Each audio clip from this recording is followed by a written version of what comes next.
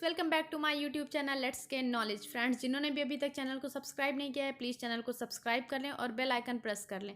और अधिक जानकारियों के लिए मुझे मेरी इंस्टा आईडी पे भी आप फॉलो कर सकते हैं, जिसका लिंक डिस्क्रिप्शन बॉक्स में दिया हुआ है। हेलो फ्रेंड्स, आज हम डिस्कस करने वाले हैं इन्वायरमेंटल स्टडीज़ के कुछ वन लाइनर के बारे में।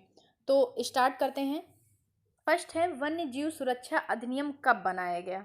तो वन्य जीव सुरक्षा अधिनियम 1972 में बनाया गया। और ये बनाया क्यों गया? अवैध शिकार व जो मांस और खाल का व्यापार होता था जानवरों के, उस पर रोक लगाने के लिए इस सुरक्षा अधिनियम को बनाया गया था। तो ये 1972 में बना। नेक्स्ट है, वन संरक्षण अधिनियम कब बना? तो वन संरक्षण अधिनियम आपका 1980 में बना। और ये क्यों बनाया गया? वन और इससे जुड़े मामलों को संरक्षण प्रदान करने के लिए वन संरक्षण अधिनियम बनाया गया। फिर है, पर्यावरण सुरक्षण अधिनियम कब बनाया गया? तो पर्यावरण सुरक्षण अधिनियम 1986 में बनाया गया। और ये क्यों बनाया गया? जल, वायु, ध्वनि, इन सब प्रदूषण की अधिकता होने की वजह से पर्यावरण को बहुत नुकसान हो रहा था और इसको रोकने के लिए पर्यावरण सुरक्षा अधिनियम बनाया गया। फिर है, जल संरक्षण व प्रदूषण नियंत्रण अधिनियम कब बना? तो ये 1974 में बना। और इसको क्यों बनाया गया था? इस अधिनियम को बनाने का उद्देश्य क्या था कि जल प्रदूषण का निवारण व नियंत्रण, जो जल प्रदूषित हो रहा था उसको कैसे रोका जाए और किस तरीके से बचाया जाए। फिर नेक्स्ट है कि पर्यावरण की सुरक्षा मूल कर्तव्य है, इसका उल्लेख किस अनुच्छेद में किया गया एवं संविधान के किस संशोधन के अंतर्गत से जोड़ा गया? तो ये आपका अनुच्छेद 51A के 42वें संविधान संशोधन द्वारा किया गया था। फिर है, भारतीय वन प्रबंधन संस्थान कहाँ स्थित है? प्रबंधन संस्थान आपका भोपाल में स्थित है। नेक्स्ट है, वर्षा वन अनुसंधान संस्थान कहाँ स्थित है? तो वर्षा वन अनुसंधान संस्थान आपके असम के जोरहाट में स्थित है। नेक्स्ट है, अनुवांशिकी एवं वृक्ष प्रजनन संस्था कहाँ पर है? तो अनुवांशिकी एवं वृक्ष प्रजनन संस्था आपका कोयम्बटूर, तमिलनाडु में स्थित है। यह संस्थान वृक्ष प्रजातियों की उत्पादकता में सुधार के लिए कार्य करता है। जितने भी वृक्ष प्रजाति हैं उनसे जो भी उत्पादकता होती है उनके सुधार के लिए ये संस्थान स्थित किया गया है। फिर है, भारत की प्रथम वन नीति का निर्माण कब हुआ? तो प्रथम वन नीति का निर्माण 1894 में हुआ था। और वन नीति का निर्माण किया क्यों गया था? वन नीति निर्माण करने का उद्देश्य सिर्फ इतना था कि जो भी वनों से उत्पादन हो रहा है तो उनका संरक्षण और उत्पादन के बीच में संतुलन बनाए रखना चाहिए। मतलब वन का संरक्षण होना चाहिए और उनके उत्पादन जो है उन दोनों के बीच में बैलेंस होना चाहिए, इसलिए वन नीति संरक्षण का आयोजन किया गया था। फिर है कि गिद्ध संरक्षण परियोजना कब प्रारंभ हुई? तो गिद्ध संरक्षण परियोजना 2006 में प्रारंभ की गई थी।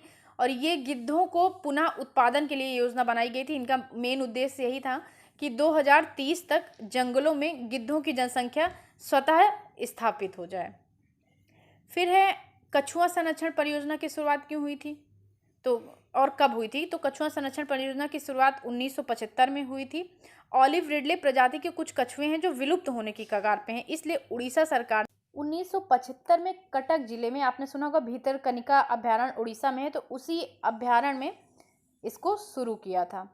फिर है कि बाघ संरक्षण परियोजना कब प्रारंभ हुई? तो 1973 में हुई थी। बाघ संरक्षण भी, बाघ को संरक्षित करने के लिए योजना प्रारंभ की गई थी। नेक्स्ट है, किस वृक्ष को पर्यावरणीय संकट माना जाता है? तो यूकलिप्टिस को पर्यावरणीय संकट माना जाता है। और यूकलिप्टिस को नीलगिरी या सफ़ेदा के नाम से भी जाना जाता है। इसको संकट क्यों माना जाता है? क्योंकि ये पानी को बहुत ज़्यादा एब्जॉर्ब करता है। इसके तने से एक गोंद जैसा द्रव्य निकलता है जो कि पानी के स्तर को बहुत कम कर देता है, इसलिए ये इस पेड़ को दलदली ज़मीन पर लगाना चाहिए। खेत में लगाने से क्या होता है कि ये पानी को बहुत एब्जॉर्ब करता है, जिससे कि फसलों को बहुत नुकसान पहुंचता है, इसलिए इसको पर्यावरण का खतरा भी माना जाता है। नेक्स्ट है, केंद्रीय मरुक्षेत्र अनुसंधान संस्थान कहाँ पर स्थित है? तो ये आपका जोधपुर राजस्थान में स्थित है। फिर है, मॉन्ट्रियल प्रोटोकॉल संबंधित है। तो मॉन्ट्रियल प्रोटोकॉल एक अंतर्राष्ट्रीय संधि है जिसे ओजोन क्षरण रोकने के लिए बनाया गया था। इस प्रोटोकॉल के माध्यम से उन पदार्थों के उत्पादन को कम किया जा रहा है जो ओजोन क्षरण के लिए जिम्मेदार हैं। तो मॉन्ट्रियल प्रोटोकॉल आपका ओजोन क्षरण से संबंधित है और ये 1987 में स्टार्ट किया गया था। फिर है, ओजोन परत के संरक्षण में वियना समझौता कब हुआ था? तो वियना समझौता आपका 1985 में ही हुआ था। ये भी ओजोन परत की संरक्षण के लिए ये समझौता किया गया था। नेक्स्ट है ओजोन परत से संबंधित क्योटो प्रोटोकॉल संधि किस वर्ष लागू की गई। तो क्योटो प्रोटोकॉल संधि है क्या, पहले ये जान लेते हैं। क्योटो प्रोटोकॉल एक अंतर्राष्ट्रीय संधि है और ये ग्लोबल वार्मिंग के द्वारा जलवायु परिवर्तन को रोकने के लिए बनाया गया है। ये 2005 में लागू हुई थी। फिर है कि पृथ्वी शिखर सम्मेलन कब आयोजित किया गया। तो पृथ्वी शिखर सम्मेलन आपका 1992 में आयोजित किया गया।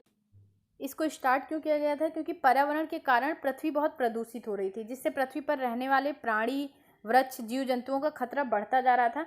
इनकी सुरक्षा के लिए पृथ्वी शिखर सम्मेलन का आयोजन किया गया था। और पृथ्वी शिखर सम्मेलन का आयोजन किस शहर में किया गया था। तो पृथ्वी शिखर सम्मेलन का आयोजन रियो डी जेनेरियो में, जो कि ब्राज़ील में है, वहाँ पर इसका आयोजन किया गया था। पर्यावरण दिवस 5 जून को मनाया जाता है, सभी को पता है। तो 5 जून को विश्व पर्यावरण दिवस मनाने की घोषणा किस सम्मेलन में की गई थी। तो ये स्टॉकहोम सम्मेलन में की गई थी 1972 में। और स्टॉकहोम है कहाँ, ये स्वीडन का एक प्रमुख शहर है स्टॉकहोम। वहाँ पर 1972 में इसकी पर्यावरण दिवस मनाने की घोषणा की गई थी। फिर है कि टाइगर मैन ऑफ इंडिया किसे कहा जाता है। तो कैलाश सांखला को टाइगर मैन ऑफ इंडिया कहा जाता है। ये प्रकृतवादी और संरक्षणवादी थे। कैलाश सांखला जी राजस्थान में चीफ वन्यजीव वार्डन भी रह चुके थे। इन्होंने टाइगर रिजर्वेशन के लिए बहुत काम किया था, तो इसलिए इन्हें टाइगर मैन ऑफ इंडिया कहा जाता है। फिर है भारत में हरित क्रांति के जनक किसे कहा गया है। तो डॉक्टर MS स्वामीनाथन को हरित क्रांति का जनक माना जाता है। फिर भारत में पारिस्थितिकी के जनक कौन है। तो डॉक्टर रामदेव मिश्र भारत में पारिस्थितिकी के जनक माने जाते हैं। और डॉल्फिन मैन ऑफ इंडिया किसे कहा जाता है। तो रविंद्र कुमार सिन्हा जी को डॉल्फिन मैन ऑफ इंडिया कहा जाता है। ये पद्म श्री पुरस्कार से सम्मानित भी किए जा चुके हैं। ये बिहार के रहने वाले हैं और इन्होंने गंगा में डॉल्फिन संरक्षण परियोजना के लिए एक मुहिम चलाई थी, इसलिए इन्हें डॉल्फिन मैन ऑफ इंडिया के नाम से जाना जाता है। फिर चिपको आंदोलन के जन्मदाता कौन थे। तो चिपको आंदोलन के जन्मदाता सुंदरलाल बहुगुणा जोशी जी थे। नेक्स्ट है कि विश्व ओजोन दिवस कब मनाया जाता है। तो विश्व ओजोन दिवस 16 सितंबर को मनाया जाता है और विश्व ओजोन दिवस को 1995 से मनाया जा रहा है। इस बार 2020 में ओजोन दिवस की थीम क्या थी, जीवन के लिए ओजोन। ये 2020 की थीम थी ओजोन दिवस की। ओजोन दिवस 35 साल से मनाया जा रहा है।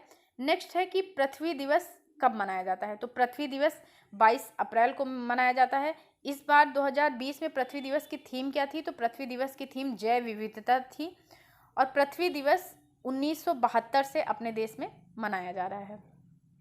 तो ये कुछ पॉइंट्स थे जो कि एग्ज़ाम में ऐसे क्वेश्चंस आते हैं। तो अगर आपको वीडियो अच्छी लगे तो प्लीज़ अपने फ्रेंड्स के साथ ज़्यादा से ज़्यादा शेयर करिएगा और लाइक करिएगा।